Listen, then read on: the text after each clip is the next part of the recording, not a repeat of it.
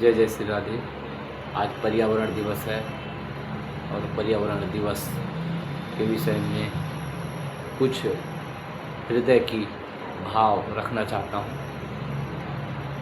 आज गर्मी, तापमान इतना भयानक बढ़ गया है, ईंधन की समस्या हो गया है।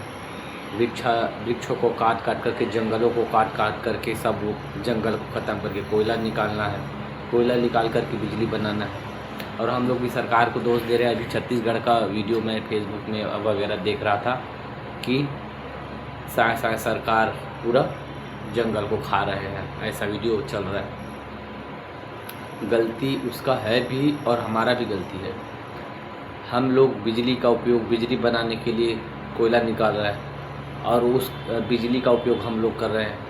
हम लोग चटनी पीसना है तो हाथ से नहीं पीस सकते, पहले पूरा जीवन वैसे ही चला। कपड़ा धोना है तो मशीन से, हाथ से नहीं धो सकते। प्रेस करना है तो मशीन से, भोजन बनाना है तो मशीन से, हर चीज़ में मशीन का उपयोग कर रहे हैं। कोई भी इस प्रकृति में कोई भी वस्तु हमको दिखाई देता है, उसके पीछे कुछ ना कुछ बलिदान से मिलता है, फ्री में कुछ नहीं मिलता है। तो हम लोग बिजली का उपयोग करते हैं बिल्कुल ऐसा कि एकदम फ्री में मिल रहा है। 10 रुपया 5 रुपये यूनिट में अगर मिल रहा है बिजली तो बहुत सस्ता है, क्योंकि पूरा प्रकृति को, पूरे जंगल को काट करके, पूरा प्रकृति का सत्यानाश करके वो हम प्राप्त कर रहे हैं। और 10 रुपये यूनिट में बहुत महंगा लग रहा है। एसी चाहिए, पक्की घर चाहिए, मिट्टी के घर में सुख से रह सकते थे। आने वाले समय में अगर बिजली की समस्या इतना होगा, सब जंगल कट जाएगा, धरती पूरा खुद जाएगी।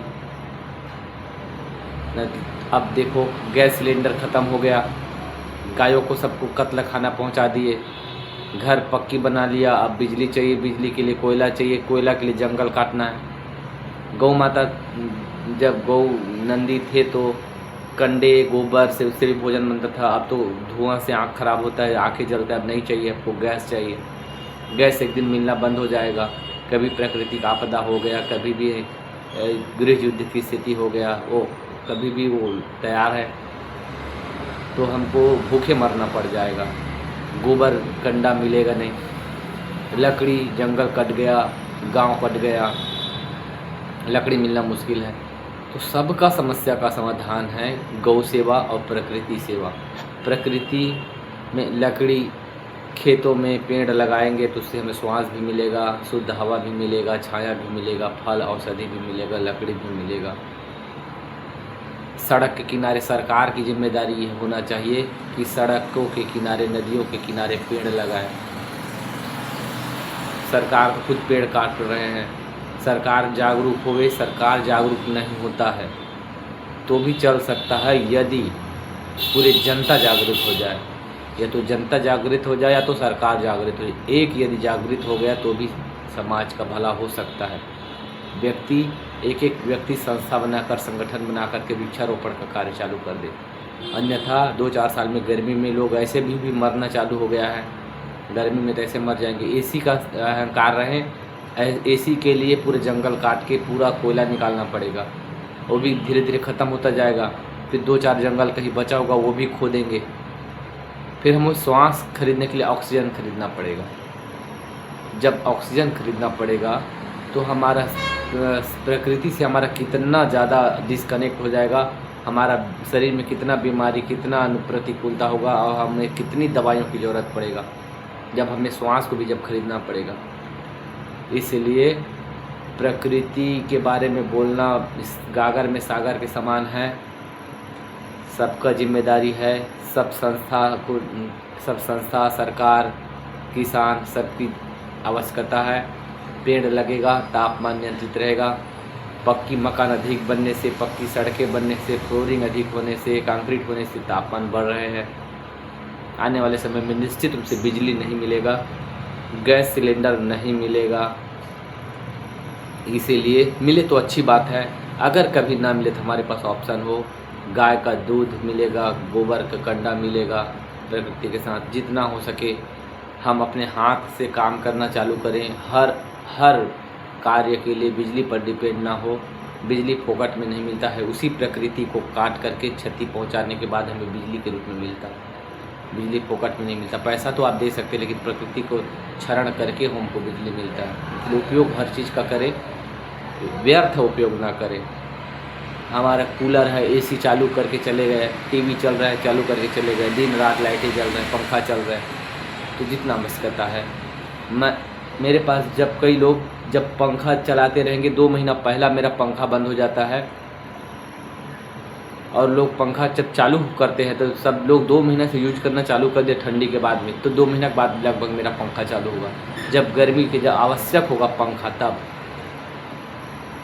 मतलब जब हमको जो आवश्यक है वो ज़रूर उपयोग करें, पर व्यर्थ में कोई चीज़ एक बूंद जल का भी बर्बादी न करें। पूज्य प्रेमानंद जी महाराज का वीडियो कुछ समय पहले आया था, नल खोल के छोड़ देते हैं। कोई भी वस्तु का गलत उपयोग, व्यर्थ उपयोग अपना ही कर्म बंधन बढ़ाएगा। जितना नुकसान करेगा उसका भरपाई हमें करना ही पड़ेगा, इस जन्म में नहीं दूसरे जन्म में। जो मनुष्य बन कर के सेवा नहीं करते, समाज का प्रकृति का सेवा नहीं करते, सिर्फ उपयोग करते हैं,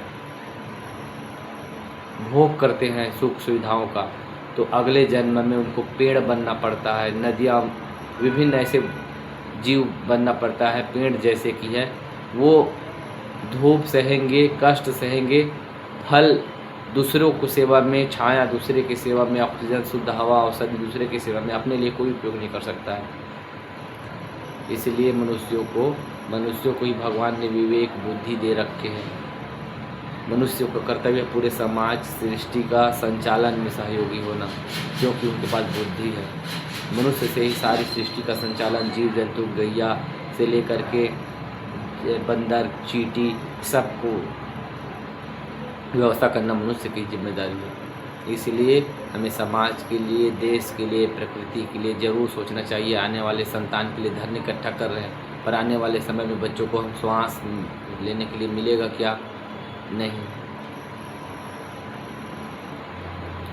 ईंधन नहीं है, पेट्रोल डीजल तो ऐसे ही ख़त्म हो जाएगा, क्योंकि वो नष्ट होने वाले वो नवीनीकृत अनवीनीकृत साधन है। पेट्रोल एक बार जलता है, दोबारा नहीं बनेगा वो। इस सब चीज़ को अपने विवेक का उपयोग करना चाहिए, क्योंकि ये कर्म लोक है। ये सृष्टि जैसे कर्म करेंगे उसका हमें फल मिलेगा। हमारे पास आज धन है तो हम उसका बहुत ज़्यादा गलत दुरुपयोग कर रहे हैं, परंतु हमारा कर्म बंधन ऐसे बनेगा कि प्रकृति का उस कर्ज को चुकाने के लिए बैल, गधा, ऊँट, हाथी, घोड़ा बनना पड़ेगा और उसको कर्ज छुटाना पड़ेगा। जितना इस प्रकृति से लेंगे उतना ही वापस लौटाना पड़ेगा। इसीलिए साधु संत एक लंगोट में रह करके भजन करते हैं, कुछ इकट्ठा नहीं करते, क्योंकि वो समझते हैं उनके पास भी धन आ सकता है सच्चे संत के पास। परंतु आजकल जो साधु के नाम पर जो करोड़ों, अरबों, खरबों की जो संपत्तियाँ इकट्ठा कर के वो बड़े बड़े दिखावा कर रहे हैं, उनको साधुताई से, अध्यात्म से उनको मतलब ही नहीं, उनको पता ही नहीं। साधु होते थे आज से 50 साल 60 साल के पहले साधु देखने में आते थे।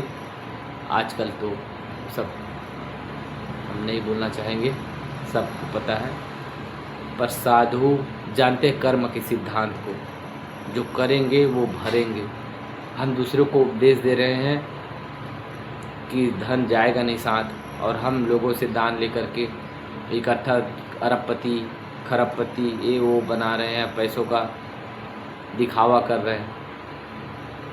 तो इन सब का कर्तव्य होना चाहिए प्रकृति का, जैसे प्रकृति के अनुकूल रहकर हम प्रकृति का पेड़ पौधे, हवा, पानी का उपयोग करें, पर उनका संरक्षण हो, उनका सुरक्षा भी हो।